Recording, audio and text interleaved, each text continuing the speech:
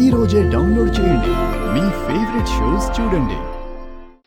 నమస్కారం. నమస్కారం అమ్మా. బాగున్నారా? బాగున్నామమ్మా. ఏంటి విషయం ఈ సమయంలో వచ్చారు? 2 రోజుల్లో ఊర్లో జాతర ఉందమ్మా. మిమ్మల్ని అందరినీ పిలుద్దామని వచ్చామమ్మా. ప్రతి సంవత్సరం వచ్చినట్టే అమ్మవారిని ముక్కు పొడుకుని పట్టుకొని మీరు రావాలమ్మా. అదేవిధంగా ప్రసాదం తయారు చేయాలమ్మా. ఏంటమ్మా, ఏమైంది? ఎందుకో కంగారుగా కనపడుతున్నారు? క్షమించండి, ఈసారి నేను అమ్మవారిని ముక్కు పుడకను తీసుకురావడం కుదరదు.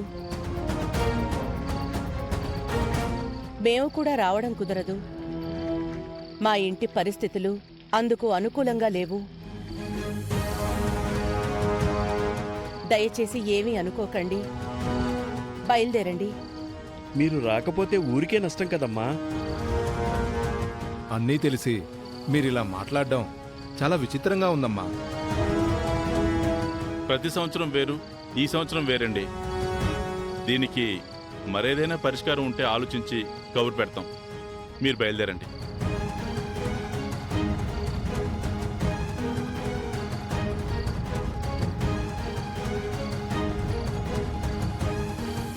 మీరు పూజ గదిలోకి వెళ్లే అవకాశం కోల్పోయారన్న విషయం వాళ్ళకి తెలిస్తే పారు పోయుండేది. ఇప్పుడు కాకపోయినా తర్వాత అయినా ఈ విషయం వాళ్ళకి తెలియాల్సిందే కదా. నాన్న, సిద్ధేశ్వర స్వామిని ఏదో ఒక విధంగా రప్పించండి నాన్న. లేదంటే అందరూ మన గురించి రకరకాలుగా మాట్లాడుకుంటారు. ఈసారి మనం ముక్కు పొడుకుని తీసుకొని వెళ్ళలేదంటే మాత్రం పరువు పోతుందమ్మా. ఏంటి ముక్కు పుడక అంటున్నారు?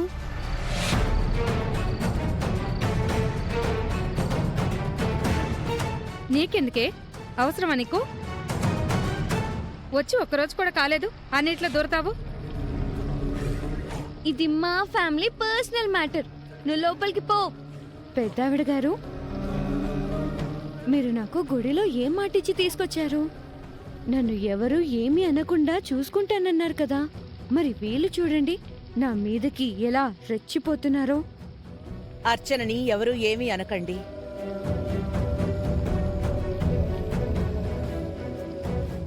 ఇప్పుడు చెప్పండి, ముక్కు పుడక గురించి ఏదో మాట్లాడుతున్నారేంటి? పూజ గదిలో ముక్కు పొడకుంటుంది. పల్లెటూరులో ఫంక్షన్కి వెళ్ళేటప్పుడు దాన్ని తీసుకుని వెళ్ళేవాళ్ళం. ఇప్పుడు అత్తయ్య గదిలో అడుగు పెట్టలేకపోతున్నారు కదా, అందుకే రైతులొచ్చి పిలిస్తే జాతరకు రాలేమని చెప్పేశాం. వాళ్ళ ముందు మీ పరువు పోకూడదు అంటే ఒక మార్గం ఉంది. ఏంటది? ఆ గదిలోకి మీ తర్వాత అడుగు పెట్టగలిగేది అవని గారు, అక్షయ అని మీరు చెప్పారు కదా. అవని గారిని పిలిపించి పూజ గదిలోకి పంపించి ముక్కు పుడకను బయటికి రప్పించండి. ప్రాబ్లం సాల్వ్ అయిపోతుంది కదా. ఆహాహాహాహా, భలే ఆలోచన ఇచ్చింది. నా అవసరం కోసం దానిని ఇంటికి పిలిచే సమస్య లేదు.